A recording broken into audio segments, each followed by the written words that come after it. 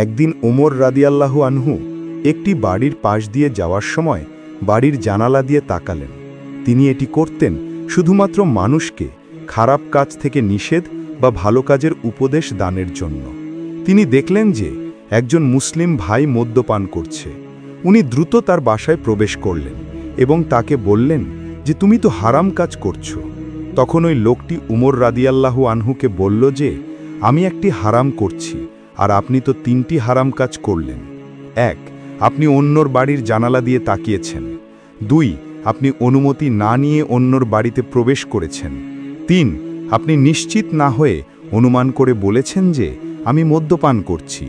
তখন উমর রাদিয়াল্লাহু আনহু বললেন যে তুমি ঠিকই বলেছ, বলে উনি চলে গেলেন।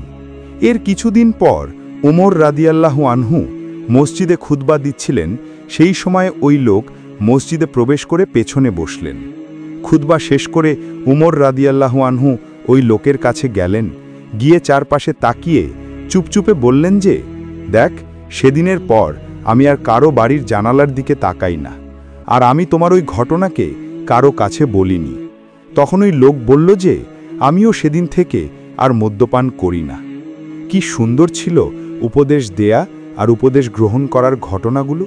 অথচ কেউ আমাদের উপদেশ দিলে আমরা অনেক সময় ভালোভাবে গ্রহণ করতে পারি না। আল্লাহ রাব্বুল আলামিন রাসূল ও তার সাহাবাররা এর চরিত্রের মতো চারিত্রিক গুণাবলী দান করুন। আমিন। ভিডিওটি যদি ভালো লাগে লাইক, কমেন্ট ও শেয়ার করতে ভুলবেন না।